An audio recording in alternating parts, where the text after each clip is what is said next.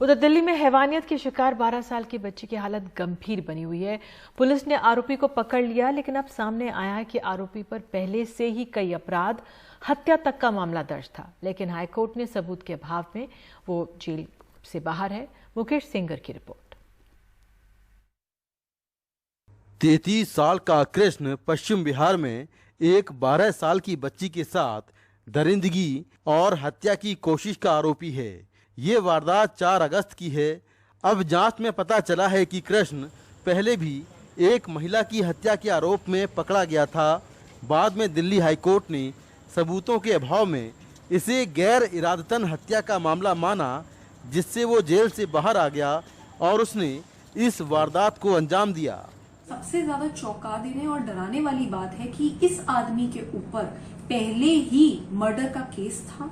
उस मर्डर के केस में इसको सजा भी हुई थी, तो ये बाहर कैसे था, कैसे ये छूटा हुआ था, और इसके ऊपर इतने सारे और केसेस चल रहे हैं, फिर भी इस तरीके के आदमी खुले घूम रहे हैं। और पता नहीं ऐसे कितने और आदमी होंगे जो कि इस तरीके के केसेस में इन्वॉल्व हैं, लेकिन फिर भी खुले घूम रहे हैं। तो इसके ऊपर भी दिल्ली महिला आयोग काम करेगा। अब तक की जांच में पता चला है कि आरोपी 4 अगस्त को पश्चिम बिहार इलाके में चोरी के इरादे से पीड़ित लड़की के घर में घुसा। लड़की उस वक्त अकेली थी। चोरी का विरोध करने पर पहले घर में रखी सिलाई मशीन से आरोपी ने हमला किया, फिर लड़की के साथ दरिंदगी करते हुए उस पर कैंची से कई वार किए। आरोपी कृष्ण 2006 में अपने भाई के घर चोरी करने के दौरान उसकी हत्या की कोशिश कर चुका है। भाई ने गवाही नहीं दी तो आरोपी को जमानत मिल गई।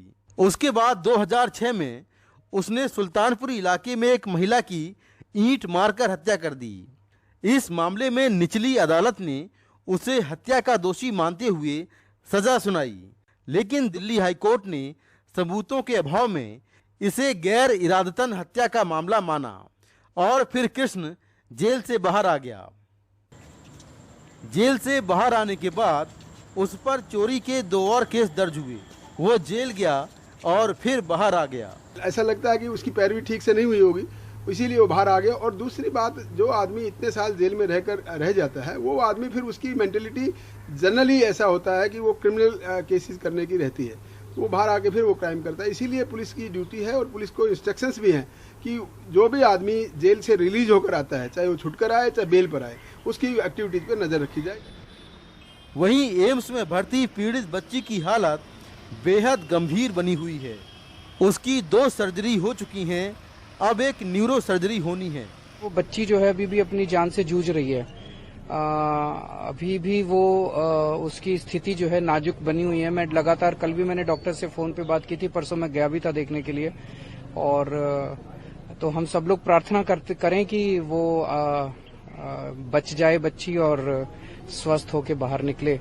उसको जो दोषी है उसको गिरफ्तार कर लिया गया है और आज शायद हम कोशिश कर रहे हैं कि उनको 10 लाख रुपए जो हमने अनाउंस किए थे, आज शायद उनके बैंक में ट्रांसफर हो जाएंगे।